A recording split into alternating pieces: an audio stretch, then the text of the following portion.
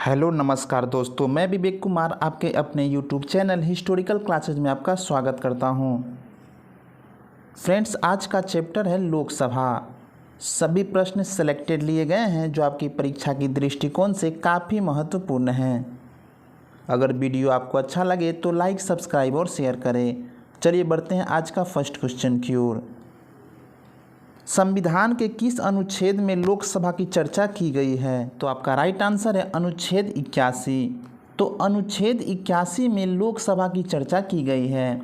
बात करते हैं अनुच्छेद 79 की। तो अनुच्छेद 79 में संसद का व्याख्या किया गया है। तो संसद का उल्लेख किस में किया गया है? तो संसद का उल्लेख अनुच्छेद 79 में किया गया है। बात करते हैं अनुच्छेद 80 की। तो अनुच्छेद 80 में राज्यसभा का उल्लेख किया गया है। तो किसका उल्लेख किया गया है? राज्यसभा का उल्लेख किया गया है। अब बात करते हैं अनुच्छेद 123 की। तो अनुच्छेद 123 में राष्ट्रपति को यह पावर दिया गया है कि वो अध्यादेश जारी कर सकता है। तो अनुच्छेद 123 में क्या है? अध्यादेश है। अनुच्छेद 79 में संसद का उल्लेख है। अनुच्छेद 80 में राज्यसभा का उल्लेख है। बढ़ते हैं नेक्स्ट क्वेश्चन की ओर। संविधान के किस भाग में लोकसभा का वर्णन किया गया है? तो आपका राइट आंसर है भाग 5 में। आपको बता दें, भाग 5 अनुच्छेद 52 से 151 तक चर्चा किया गया है। तो कितने कितने से अनुच्छेद के बीच है? तो अनुच्छेद 52 से लेके अनुच्छेद 151 के बीच भाग 5 में अनुच्छेदों की चर्चा की गई है। अब जानते हैं भाग 3 क्या कहता है। तो भाग 3 में मौलिक अधिकार की चर्चा है। किसकी चर्चा है? मौलिक अधिकार की। भाग 4 क्या कहता है? तो भाग 4 में नीति निर्देशक तत्व की चर्चा की गई है। तो भाग 4 में नीति निर्देशक तत्व की चर्चा की गई है। और भाग 6 में राज्य की चर्चा की गई है। बढ़ते हैं नेक्स्ट क्वेश्चन की ओर। जनता द्वारा प्रत्यक्ष रूप से निर्वाचित सदन को क्या कहते हैं? तो आपका राइट आंसर है लोकसभा। तो लोकसभा एक ऐसा सदन है जो जनता डायरेक्ट चुनती है। यानी लोकसभा के चुनाव में एमपी का चुनाव होता है, यानी member of parliament.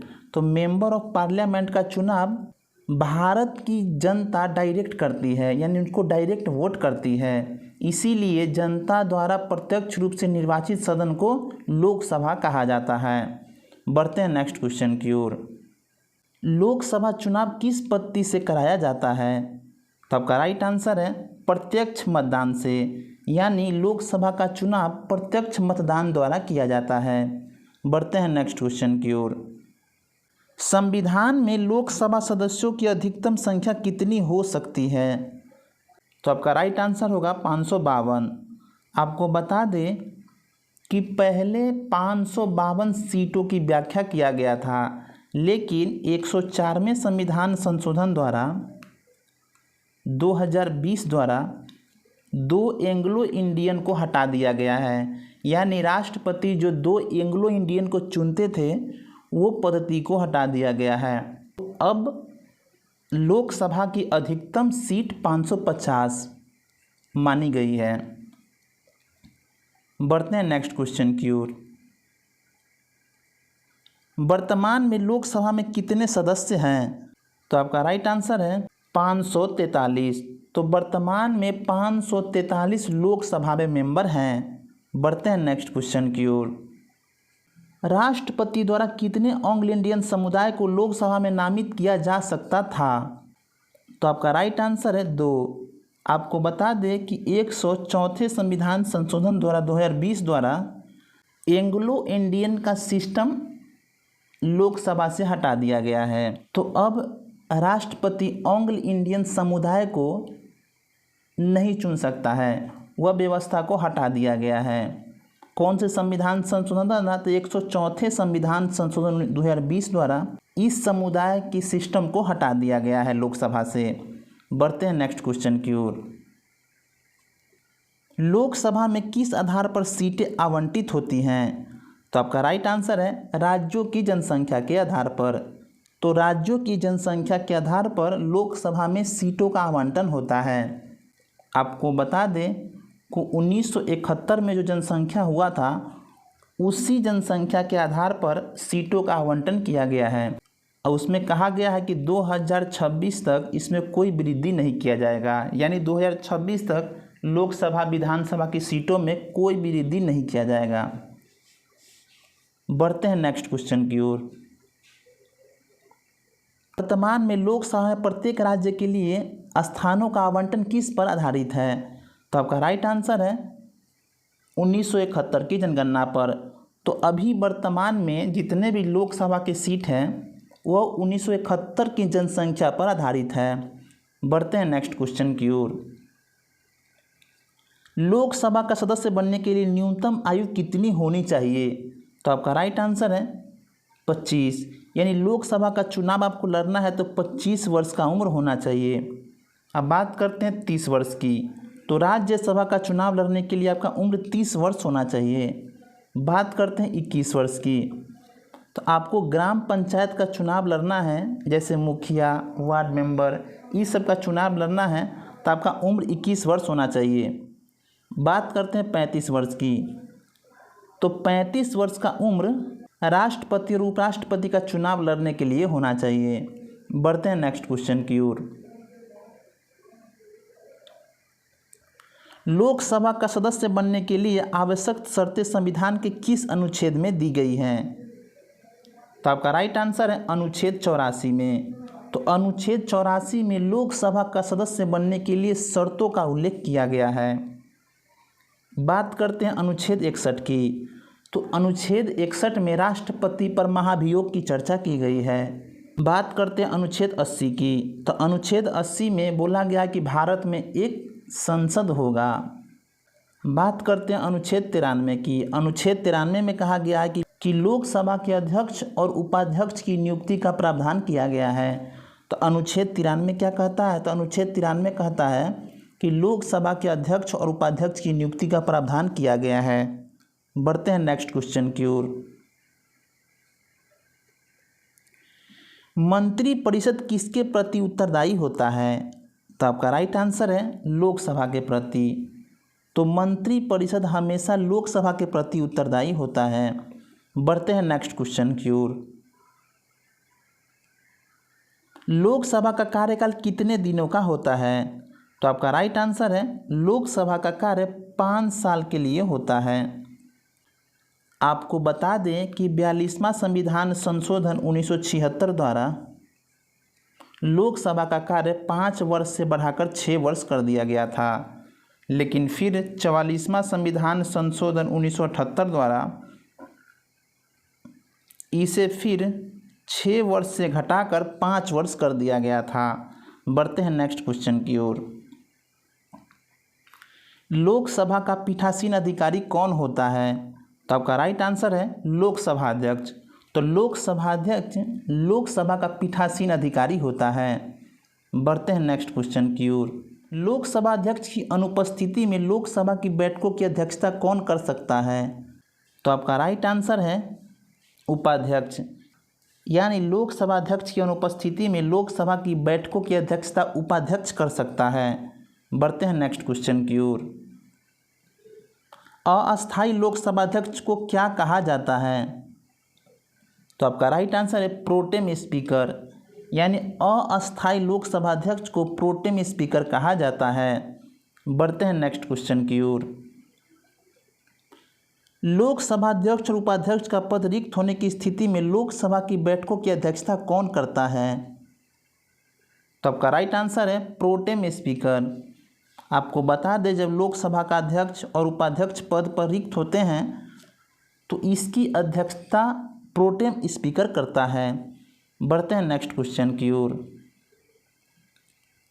Pro tem speaker की नियुक्ति कौन करता है? तो आपका राइट आंसर है राष्ट्रपति। तो प्रोटेम स्पीकर की नियुक्ति राष्ट्रपति करता है। बढ़ते हैं नेक्स्ट क्वेश्चन की ओर। लोकसभा को कौन भंग कर सकता है? तो आपका राइट आंसर है राष्ट्रपति।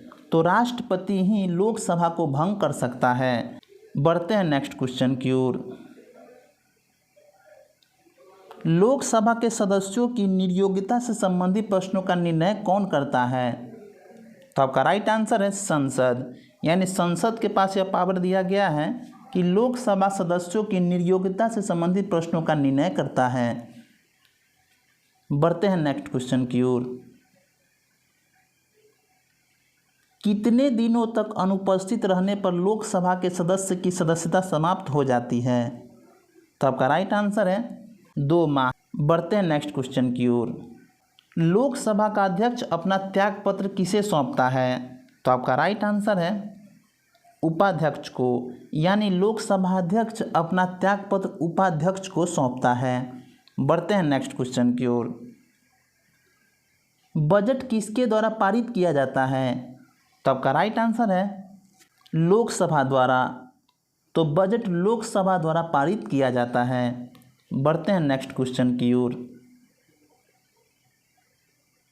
अविश्वास प्रस्ताव किस सदन में लाया जाता है? तो आपका राइट आंसर है अविश्वास प्रस्ताव हमेशा लोकसभा में लाया जाता है। बढ़ते हैं नेक्स्ट क्वेश्चन की ओर। किस विधेयक को केवल लोकसभा ही पारित करती है? तो आपका राइट आंसर है वित्त विधेयक को। तो वित्त विधेयक को हमेशा लोकसभा ही पारित करती है। बढ़ते हैं नेक्स्ट क्वेश्चन की ओर। किस अवस्था में संसद लोकसभा का कार्यकाल बढ़ा सकती है? तो आपका राइट आंसर है आपातकाल की स्थिति में। तो आपातकाल की स्थिति में संसद लोकसभा का कार्यकाल 1 साल के लिए बढ़ा सकता है। बढ़ते हैं नेक्स्ट क्वेश्चन की ओर। संसद एक बार में लोकसभा के कार्यकाल में कितने समय की वृद्धि कर सकता है? तो आपका राइट आंसर है 1 वर्ष की। यानी संसद लोकसभा के कार्यकाल में एक बार में सिर्फ 1 वर्ष का ही वृद्धि कर सकता है। और ऐसा 1976 में किया गया था, जो 2 बार 1-1 साल के लिए बढ़ाया गया था। बढ़ते हैं नेक्स्ट क्वेश्चन की ओर। किस वर्ष लोकसभा का कार्यकाल 1-1 करके 2 बार बढ़ाया गया था? तो आपका राइट आंसर है 1976 में। तो 1976 में लोकसभा का कार्यकाल 1-1 वर्ष करके 2 बार बढ़ाया गया था। बढ़ते हैं नेक्स्ट क्वेश्चन की ओर। भूतपूर्व संसद सदस्यों को पेंशन कब से लागू किया गया है? तो आपका राइट आंसर है 1976 से। तो 1976 से भूतपूर्व संसद सदस्यों का पेंशन लागू किया गया है। बढ़ते हैं नेक्स्ट क्वेश्चन की ओर। कौन सा राज्य सबसे अधिक प्रतिनिधि लोकसभा में भेजता है? तो आपका राइट आंसर है उत्तर प्रदेश। यानी उत्तर प्रदेश ही सबसे अधिक प्रतिनिधि लोकसभा में भेजता है। बढ़ते हैं नेक्स्ट क्वेश्चन की ओर। किस राज्य में लोकसभा सदस्यों की संख्या सबसे कम है? तो आपका राइट आंसर है उपर्युक्त तीनों। यानी नागालैंड, सिक्किम, मिजोरम तीनों में लोकसभा सदस्यों की संख्या सबसे कम है। बढ़ते हैं नेक्स्ट क्वेश्चन की ओर। लोकसभा के पहले अध्यक्ष कौन थे? तो आपका राइट आंसर है जीवी मालवंकर। तो जीवी मालवंकर लोकसभा के प्रथम अध्यक्ष थे। बढ़ते हैं नेक्स्ट क्वेश्चन की ओर। प्रथम महिला लोकसभा अध्यक्ष का नाम क्या है? तो आपका राइट आंसर है मीरा कुमार। यानी मीरा कुमार प्रथम महिला लोकसभा अध्यक्ष थी। बढ़ते हैं नेक्स्ट क्वेश्चन की ओर। भारत में पहली बार लोकसभा चुनाव कब कराया गया था? तो आपका राइट आंसर है 1951-52 में। तो 1951-52 में प्रथम बार लोकसभा चुनाव कराया गया था। बढ़ते हैं नेक्स्ट क्वेश्चन की ओर। किसी विधेयक को धन विधेयक कौन घोषित करता है? तो आपका राइट आंसर है लोकसभा अध्यक्ष। यानी लोकसभा अध्यक्ष ही कौन विधेयक धन विधेयक है कि नहीं इसकी घोषणा करता है। बढ़ते हैं नेक्स्ट क्वेश्चन की ओर। संविधान के किस अनुच्छेद में धन विधेयक का वर्णन किया गया है? तो आपका राइट आंसर है अनुच्छेद 110 में। तो अनुच्छेद 110 में धन विधेयक का वर्णन किया गया है। बात करते हैं 123 की। तो अनुच्छेद 123 में अध्यादेश का वर्णन किया गया है। यानी राष्ट्रपति को पावर है कि वह अध्यादेश जारी कर सकता है। बात करते हैं अनुच्छेद 108 की। तो अनुच्छेद 108 में यानी अनुच्छेद 108 कहता है कि अनुच्छेद 108 में संसद के दोनों सदनों की संयुक्त अधिवेशन का प्रावधान है। यानी राष्ट्रपति को यह पावर है कि किसी साधारण विधेयक के संसद के दोनों सदनों को एक साथ बुला सकता है अनुच्छेद 108 के अंतर्गत। बढ़ते हैं नेक्स्ट क्वेश्चन की ओर। लोकसभा अध्यक्ष का चयन कौन करता है? तो आपका राइट आंसर है लोकसभा मेंबर। यानी लोकसभा मेंबर अनुच्छेद 93 के अंतर्गत उसी में से अपने मेंबर्स में से ही एक अध्यक्ष और एक उपाध्यक्ष का चुनाव करता है अनुच्छेद 93 के अंतर्गत। बढ़ते हैं नेक्स्ट क्वेश्चन की ओर। लोकसभा को और किस नाम से जाना जाता है? तो आपका राइट आंसर है उपर्युक्त सभी। यानी लोकसभा को निम्न सदन भी कहा जाता है, अस्थायी सदन भी कहा जाता है और लोकप्रिय सदन भी कहा जाता है। इस तीनों नाम से लोकसभा को पुकारा जा सकता है। बढ़ते हैं नेक्स्ट क्वेश्चन की ओर। किस संविधान संशोधन द्वारा लोकसभा का कार्यकाल 6 वर्ष से घटाकर 5 वर्ष कर दिया गया था? तो आपका राइट आंसर है 44वां संविधान संशोधन द्वारा।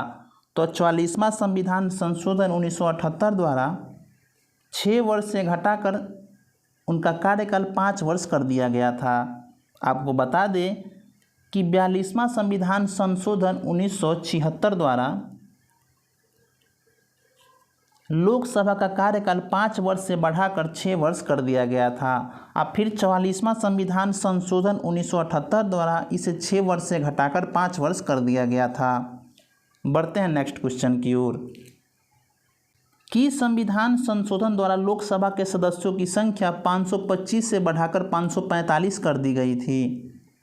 तो आपका राइट आंसर है 31वां संविधान संशोधन द्वारा। तो 31वां संविधान संशोधन द्वारा लोकसभा सदस्यों की संख्या 525 से बढ़ाकर 545 कर दिया गया था। बढ़ते हैं नेक्स्ट क्वेश्चन की ओर। किस संविधान संशोधन द्वारा भारत की लोकसभा और विधानसभाओं में एंग्लो इंडियन को निरस्त कर दिया गया है? तो आपका राइट आंसर है 104 संविधान संशोधन द्वारा। तो 104 संविधान संशोधन 2020 द्वारा लोकसभा और विधानसभाओं में एंग्लो इंडियन की सीट को निरस्त कर दिया गया है। बढ़ते हैं नेक्स्ट क्वेश्चन की ओर। प्रथम लोकसभा अध्यक्ष कौन थे जिसके विरुद्ध लोकसभा में अविश्वास प्रस्ताव लाया गया था? तो आपका राइट आंसर है जीबी मालवंकर। यानी जीबी मालवंकर प्रथम लोकसभा अध्यक्ष थे जिसके विरुद्ध लोकसभा में अविश्वास प्रस्ताव लाया गया था। आज के लिए इतना ही। अगर वीडियो आपको अच्छा लगे तो लाइक, सब्सक्राइब और शेयर करें। जब तक के लिए जय हिंद।